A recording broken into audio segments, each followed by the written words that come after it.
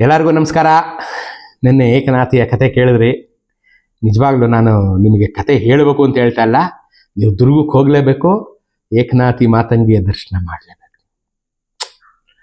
ದುರ್ಗದ ದೇವಿಯರು ಏಕನಾಥಿ ಮಾತಂಗಿ, ಉಚ್ಚಂಗಮ್ಮ, ಇನ್ನೂ ಆಯ್ತು ಬರ್ಗೇರಮ್ಮ, ತುಂಬ ಜನ ಇದ್ದಾರೆ ಲಿಸ್ಟಲ್ಲಿ, ದೇವಿಯರ ಲಿಸ್ಟಲ್ಲಿ ತುಂಬ ಜನ ಇದ್ದಾರೆ. ಅದು ಮುಂದಕ್ಕೆ ಬರ್ತೀನಿ. ಇವರು ಮೂಲ ಈ ದೇವಿ ಏಕನಾಥಿ, ಆಯ್ತಾ? ಇವನು ಏಕನಾಥಿಗೆ ನೋಡಿದ ತಕ್ಷಣ ತಿಮ್ಮಣ್ಣ ನಾಯಕರು ಅವಳಿಗೆ ಅಡ್ಡು ಬಿದ್ದು ತಪ್ಪಾಯ್ತು ಅಂತ ಕೇಳ್ಕೊಂಡು ಅಲ್ಲೇನೆ ಅವಳಿಗೆ ಏನೇನು ಪ್ರಸಾದ, ಇನ್ನೊಂದು ಪೂಜೆ, ನೈವೇದ್ಯ ಎಲ್ಲಾನು ಮಾಡಿ ಅವಳಿಗೊಂದು ಫಸ್ಟ್ ಗುಡಿ ಕಟ್ಟಿಸ್ಬಿಡ್ತಾರೆ. ಅವಳಿಗೊಂದು ಮಾತಂಗಿಗೊಂದು ಗುಡಿ, ಈಗ ನೋಡ್ತಿದ್ದೀರಾ ನೀವು, ಅದೇನೆ ಗುಡಿ. ಆ ಗುಡಿ ಕಟ್ಟಿಸಿದ್ಮೇಲೆ ಅವಳು ಶಾಂತಲಾಗ್ತಾಳೆ, ಪ್ರಸನ್ನಳಾಗ್ತಾಳೆ. ಆಮೇಲೆ ಕೋಟೆ ಕಟ್ಟಕ್ಕೆ ಶುರು ಮಾಡ್ತಾರೆ.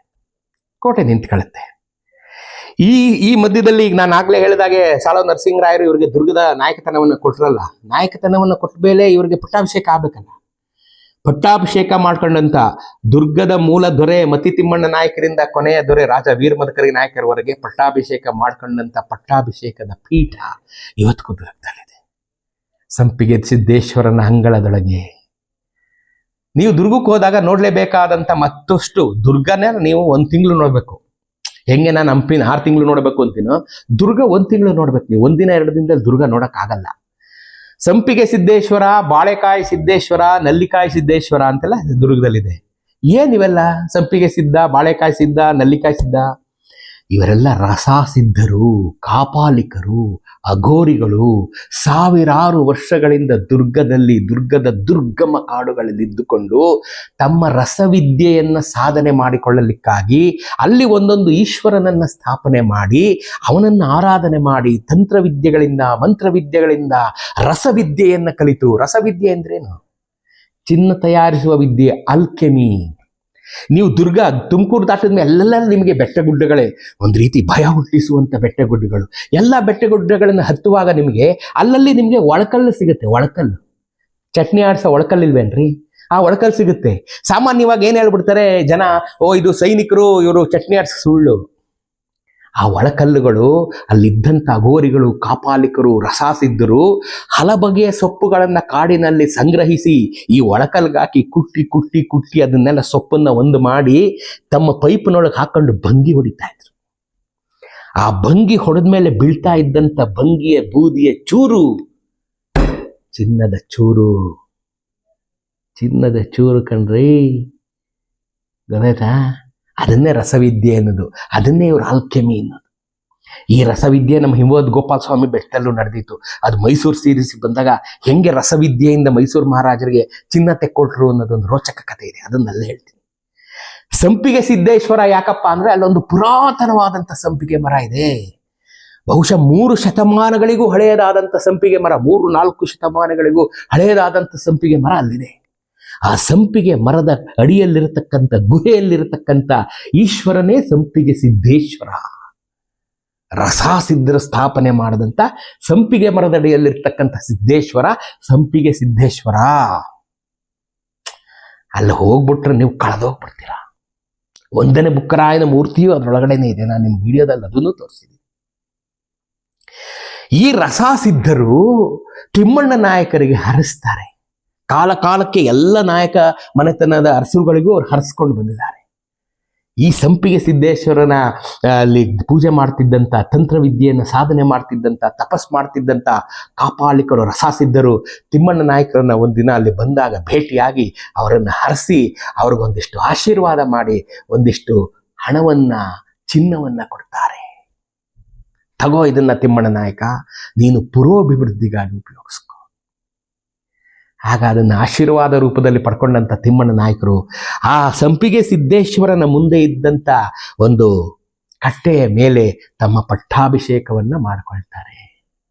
ಇವತ್ತಿಗೂ ನೀವು ದುರ್ಗಕ್ಕೆ ಹೋದಾಗ ಸಂಪಿಗೆ ಸಿದ್ದೇಶ್ವರನನ್ನ ಮರೀದೆ ದರ್ಶನ ಮಾಡಿ, ಸಂಪಿಗೆ ಸಿದ್ದೇಶ್ವರನ ಗರ್ಭಗುಡಿಯೊಳಗೆ ಹೋಗ್ಬೇಕಾದ್ರೆ ನಿಮಗೆ ಎಡಭಾಗದಲ್ಲಿ ಒಂದು ದೊಡ್ಡದಾದಂಥ ಒಂದು 20 ಅಡಿದೊಂದು ಕಟ್ಟೆ ಸಿಗುತ್ತೆ. ಆ ಕಟ್ಟೆನ ಚಪ್ಪಲಿ ಹಾಕ್ಕೊಂಡು ಹತ್ತಬೇಡಿ. ಫಸ್ಟ್ ಆಫ್ ಆಲ್ ಹತ್ತಲೇಬೇಡಿ. ಮಕ್ಕಳು ಮರಿ ಹತ್ಸಿದ್ರೆ ಚಪ್ಪಲಿ ಬಿಟ್ಟು ಹತ್ಸಿ. ಮತ್ತಿ ತಿಮ್ಮಣ್ಣ ನಾಯಕರಿಂದ ರಾಜ ವೀರಮದಕರಿ ನಾಯಕರವರೆಗೆ ಪಟ್ಟಾಭಿಷೇಕ ಮಾಡಿಸಿಕೊಂಡಂತ ಅತ್ಯಂತ ಪವಿತ್ರವಾದಂತ ರೋಮಾಂಚಕ ಸ್ಥಳ. ಅಷ್ಟು ಎಷ್ಟು ಜನ ನಾಯಕರಸರು ಕೂತು ಪಟ್ಟಾಭಿಷೇಕ ಮಾಡಿಸ್ಕೊಂಡಂತ ಕಟ್ಟೇರಿ ಅದು. ನೀವು ಅದನ್ನ ಒಂದ್ಸಲಿ ಮುಟ್ಟಿ ನಮಸ್ಕಾರ ಮಾಡ್ಕೊಳ್ಳಿ. ಅದನ್ನ ಮುಟ್ಟಿದಾಗ ನಿಮ್ಮ ಮೈಯಲ್ಲಿ ಆಗುವಂತ ರೋಮಾಂಚನ ಆಗದೆ ಇದ್ರೆ ನೀವು ನನ್ನ ಆಮೇಲೆ ಕೇಳಿ. ಅಂಥದ್ದೊಂದು ಐತಿಹಾಸಿಕವಾದಂಥ ಜಾಗ ಅದು ಸಂಪಿಗೆ ಸಿದ್ದೇಶ್ವರ. ಆಯ್ತಾ? ಸೊ ಸಂಪಿಗೆ ಸಿದ್ದೇಶ್ವರನನ್ನ ಈಗ ಮುಂದಕ್ಕೆ ಇದು ಅದಾದ್ಮೇಲೆ ಅವ್ರು ಪಟ್ಟಾಭಿಷೇಕ ಮಾಡಿಸ್ಕೊಂಡು ದುರ್ಗದ ನಾಯಕತನವನ್ನ ತಿಮ್ಮಣ್ಣ ನಾಯಕರು ವಹಿಸಿಕೊಳ್ತಾರೆ. ಆಯ್ತಾ? ಏಕನಾಥಿ ಹೇಳಿದೆ, ಈಗ ದೇವರಿಗೆ ಹರಿಸ್ಕೊಂಡು ಮೀಸಲು ಕಟ್ಟಿದ್ರಿಂದ ಕೋಟೆ ನಿಂತ್ಕೋತು ಹೇಳಿದೆ. 3 ಸುತ್ತಿನ ಕೋಟೆ, ಒನಕೆ ಕಿಂಡಿ ಬಾಗಿಲು, ಹನುಮಂತ ದೇವರ ಗುಡಿ, ಏಕನಾಥಮ್ಮನ ಗುಡಿ, ಇವೆಲ್ಲ ಇಮಿಡಿಯೇಟ್ ಆಗಿ ಕಟ್ಟಿಸ್ತಾರೆ ಮತ್ತೆ ತಿಮ್ಮಣ್ಣ ನಾಯಕರು. ತರುವಾಯ ಸಂಪಿಗೆ ಸಿದ್ದೇಶ್ವರರು ತಿಮ್ಮಪ್ಪ ನಾಯಕನಿಗೆ ಪ್ರಸನ್ನವಾಗಿ ರಸಾಸಿದ್ದರು 7 ಮಂದಿ ಕಿನ್ನರಿ ಕಲ್ಲಿನ ಮೇಲೆ ಕೂತಿದ್ದರು. ಕಿನ್ನರಿ ಕಲ್ಲು ನಾನು ಹೇಳಿದ್ನಲ್ಲ ಅದೇ, 7 ಮಂದಿ ರಸಾಸಿದ್ದರು ಕಿನ್ನರಿ ಕಲ್ಲಿನ ಮೇಲೆ ಕೂತಿದ್ದರು.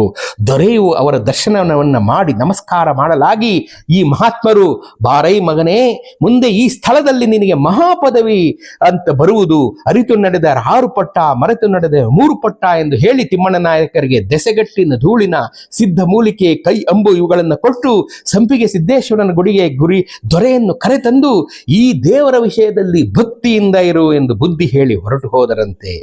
ಅದೇ ತರುವಾಯ ದೊರೆಯು ಅದೇ ಪ್ರಕಾರ ನಡೆದುಕೊಳ್ಳುತ್ತಾ ಇದ್ದರು. ಹಾಗಾಗಿ ತಿಮ್ಮಣ್ಣ ನಾಯಕರ ದೊರೆತನ ದಿನೇ ದಿನೇ ವೃದ್ಧಿಯಾಗುತ್ತಾ ಬಂತು. ನೋಡಿದ್ರ, ಒಂದು 100 ವರ್ಷಗಳಿಂದ ಬರೆದಿರುವಂಥ ಪುಟ್ಟಣ್ಣವ್ರು ಬರೆದಿರುವಂಥ ಪುಸ್ತಕ ಇದು 1924. ಹೆಂಗೆ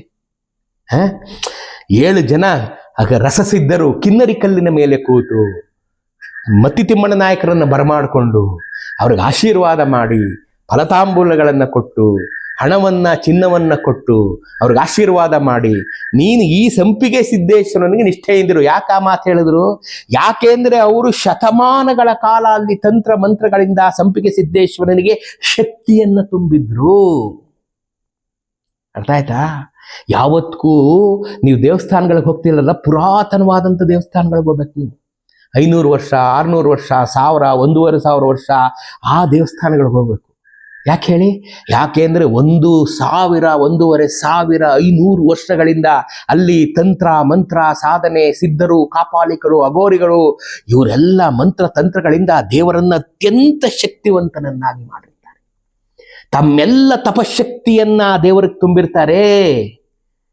ಇಡೀ ವಾತಾವರಣ ಅವರ ತಪಶಕ್ತಿಯ ಒಂದು ಗಾಳಿಯಿಂದ ತುಂಬಿರುತ್ತೆ. ಆ ತಪಶಕ್ತಿಯ ವೈಬ್ರೇಷನ್ಗಳು, ಆ ತಪಶಕ್ತಿಯ ಅಲೆಗಳು ನೀವು ಆ ದೇವಸ್ಥಾನ ಎಂಟ್ರಾದಾಗ ನಿಮ್ಗೆ ಅಲುಗಾಡವಂಗೆ ಮಾಡಿಬಿಡುತ್ತೆ.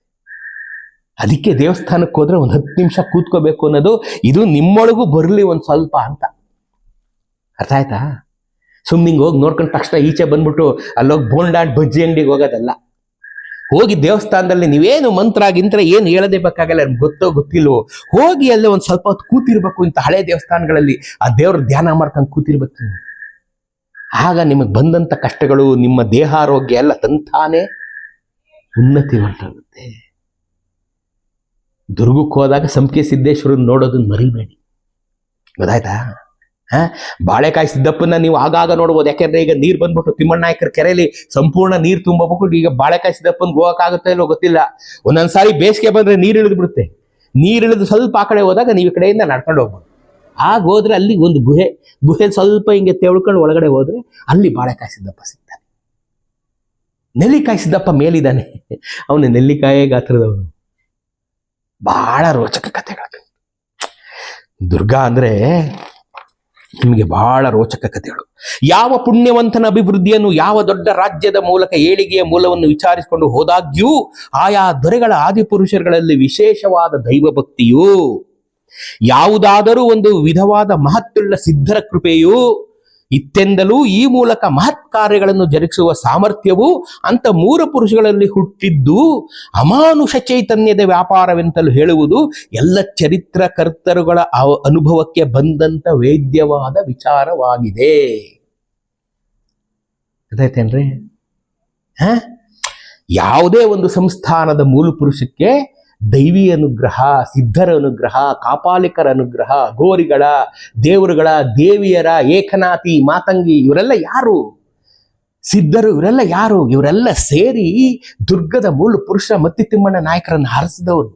ದುರ್ಗಕ್ಕೆ ಶಕ್ತಿಯನ್ನು ತುಂಬಿದವರು, ದುರ್ಗದ ಶಕ್ತಿ ದೇವತೆಗಳು. ಹಾಗಾಗಿಯೇ ದುರ್ಗಾ ಜಗದಗಲ ಮುಗಿಲಗಲ ಪ್ರಖ್ಯಾತಿಯನ್ನು ಹೊಂದು ವೈಭವದಿಂದ 200 ವರ್ಷಗಳ ಕಾಲ ಮೆರೆದು ಹೋಯಿತು. ಮೆರೆದಂಥ ದುರ್ಗ. ಮೂಲ ಪುರುಷರಿಗೆ ಇಂಥದ್ದೊಂದು ಆಶೀರ್ವಾದ ಇರುತ್ತೆ. ಪ್ರತಿಯೊಬ್ಬ ಮೂಲ ಪುರುಷನಿಗೂ ಇಂಥದ್ದೊಂದು ಆಶೀರ್ವಾದ ಇರುತ್ತೆ. ಹಾಗೆ ದುರ್ಗಕ್ಕನು. ಅರ್ಥ ಆಯ್ತಾ? ಇಂಥ ಸಂಗತಿಗಳನ್ನು ಕೆಲವರು ಸ್ಪಷ್ಟವಾಗಿ ಬರೆದು ವಿವರಿಸಿದ್ದಾರೆ. ಆ ಕಾಲದಲ್ಲಿ ಸಾಧಾರಣ ಜನರು ಪದವಿಯಲ್ಲಿದ್ದರಿಗೂ ಈ ವಿಧವಾದ ನಂಬಿಕೆ ಇತ್ತು ಎಂದು ತೋರಿಸುವುದು ಕೂಡ ಚರಿತ್ರಕರ್ತರ ಧರ್ಮವಾಗಿದೆ ಎಂದು ತೋರುವುದು. ಸಾಮಾನ್ಯ ಜನಕ್ಕೂ ಆಗಿನ ಜನಕ್ಕೆ ಇದೆಲ್ಲ ನಂಬಿಕೆ ಇತ್ತು. ಯಾಕೆಂತಂದ್ರೆ ನಮ್ಮ ನಾಯಕನಾದಂಥವನು ಹೇಗೆ ಉನ್ನತಿಯನ್ನು ಹೊಂದಿ ನಮ್ಮನ್ನು, ನಮ್ಮ ರಾಜ್ಯವನ್ನು, ನಮ್ಮ ಪಾಳೆಪಟ್ಟನ್ನು ಉದ್ಧರಿಸ್ತಾ ಇದ್ದಾನೆ ಅಂತ ಜನಸಾಮಾನ್ಯರಿಗೂ ಅನುಭವಕ್ಕೆ ಬರುತ್ತಲ್ಲ. ಹಾಗಾಗಿ ಅವ್ರಿಗೂ ಒಂದು ನಂಬಿಕೆ ಇರ್ತಾ ಇತ್ತು.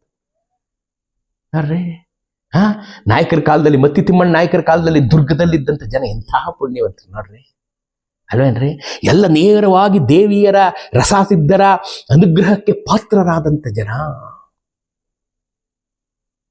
ಅಲ್ವಾ?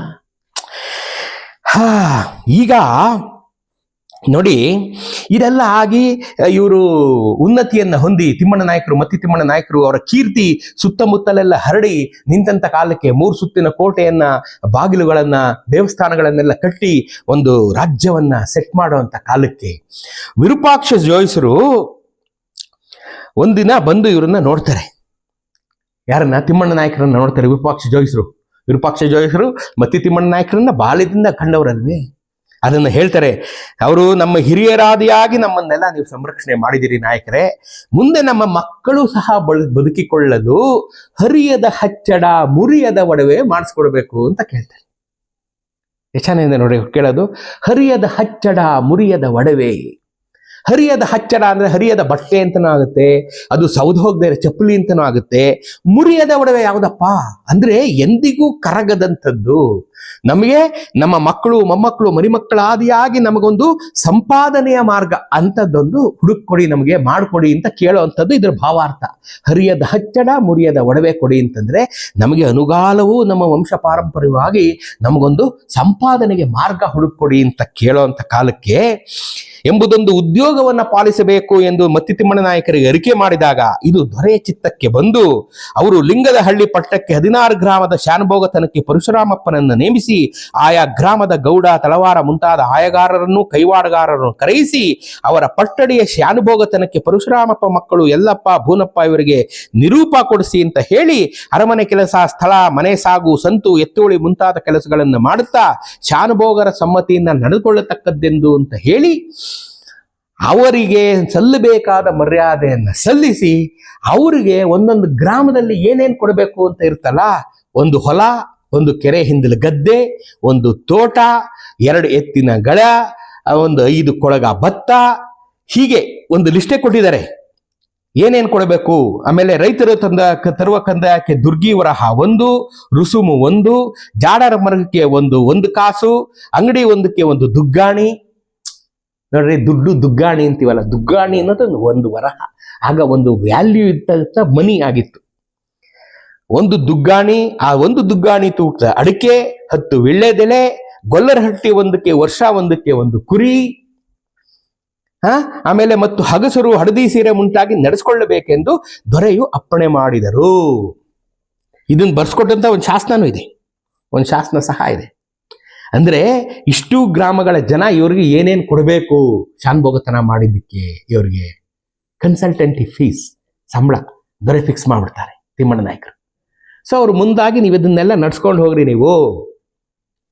ನಿಮ್ಗೇನಕ್ಕೆ ತೊಂದರೆ ಇಲ್ಲ, ಊಟ ತಿಂಡಿ ಬಟ್ಟೆಗೇನು, ನೀವು ಶಾನುಭೋಗತನ ಮಾಡ್ಕೊಂಡು ಊರನ್ನೆಲ್ಲ ನೋಡ್ಕೊಂಡು, ಊರು ಉಸಾಬರಿ ನೋಡ್ಕೊಂಡು ಎಲ್ಲರೂ ಚೆನ್ನಾಗಿರ್ರಿ ಅಂತ ಕೊಡ್ತಾರೆ.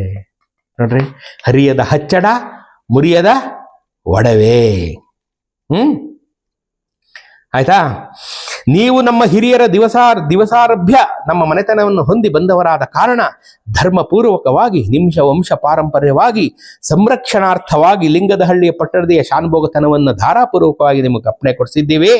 ಗ್ರಾಮಾಂತರ ಗದ್ದೆ, ಬೈಲು, ತೋಟ, ರುಸುಮು, ಆಯಾ, ಸ್ವಾಮ್ಯ ಮುಂತಾದವುಗಳನ್ನು ನೋಡಿಕೊಂಡು ಗುಂಜಿಸಿಕೊಂಡು ಅಚಂದ್ರಾರ್ಕವಾಗಿ ಪಾರಂಪರ್ಯವಾಗಿ ಆಪೋಹವಿಲ್ಲದೆ ಅನುಭವಿಸ್ಕೊಂಡಿರಿ ಅಂತ ಹೇಳಿ ಒಂದು ಶಾಸನವನ್ನ ಬರೆಸಿ ಕೊಟ್ಬಿಡ್ತಾರೆ ನೋಡ್ರಿ.